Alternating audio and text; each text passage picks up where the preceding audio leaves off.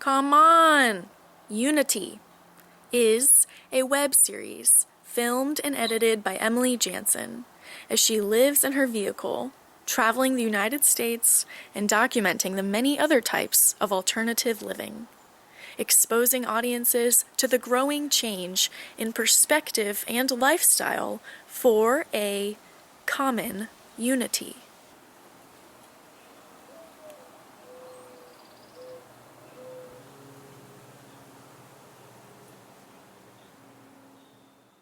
Sugar Shack began about 15 years ago. It was started by, I think, about 13 people who were from San Francisco, who were community and artistic minded, and they came down to create a community here. Somewhere in between that 15 years, not everyone stayed on, but one of them did, Dina, who's still a big part of our community and our mind and our spirit. About 8 or 9 of us live here regularly, as well as one roommate who we say her room is her car, but she lives here. That's the Sugar Shack. My history with Sugar Shack began about 2 years ago. I was leaving Brazil because my passport was about to expire, and my friend Shiku, who lives here, said come here, stay for a week or so, see how you feel leaving Brazil and coming back to America. So I came here, I loved it, I was here for a few weeks, I left and I would still come visit because this place is super cool. So I just kept on coming back, and about 8 months ago a little bird whispered in my ear that a room was opening up and would I like it? And I said I would, which opened me up to the process of filling out an application despite having been coming here for over a year, telling the house what I do with my life, what I want to contribute to the house, which is like giving more of a green thumb to the house. So I've been adding little plants and trying to get our garden together. Our rooftop garden kind of died a little, so that was kind of sad, but like we're gonna give it a go again. A struggle to living in the community is being able to become a better person after someone tells you it's not all about you. It's about the community you live in because you choose to be here. So sometimes, we all could be self-centered or really have our own interests and kind of forget the people we may step on. And sometimes we don't mean to do these things. We just want something we want, or sometimes we're not being mindful. And the community will always be there to, for the most part, keep you mindful.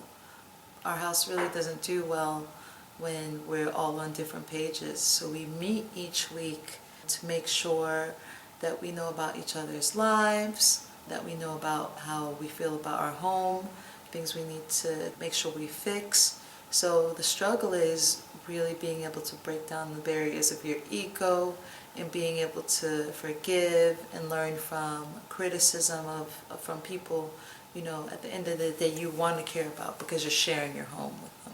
So we don't want to just be like, oh, these are just my roommates, We actually want to be like, we know these people. And it's a growing process. We're all like children, we're all babies, no one ever really grows up. These boundaries that we kind of create around each other are just figments of a broken society. Competition complex of us versus them, there's not enough to go around, has really made it so that we don't want to be together.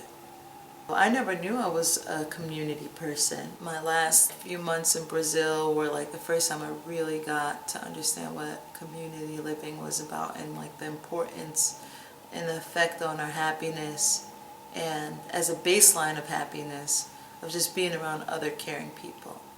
You find indigenous cultures, European ethnic cultures, they all live in tribes and groups, and that's really no different from what we're doing. Not saying we can't be individuals within this. We don't lose our individuality, but we do form something really beautiful as a collective of people who do share the same ideals about wanting the world to be a better place, at least.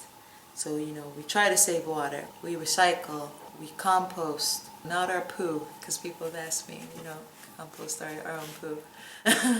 So we do try to do our little part, to decrease our footprint in this world and to extend a helping hand towards other people who need it.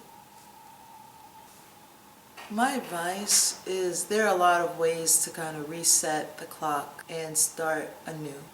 We have every day to make a better impact on the lives of others and on our own lives just by the fact that we wake up each morning and have the decision to do things. If you want to make community living work, find the closest people to you who want to make it work. People who want to be responsible, people who are trying to be responsible. We couldn't have our house without some semblance of responsibility and care. People will be unhappy when they have to be constantly running after someone to clean up after themselves. So if you can't keep a clean home and you want to do this for other people, you should think again.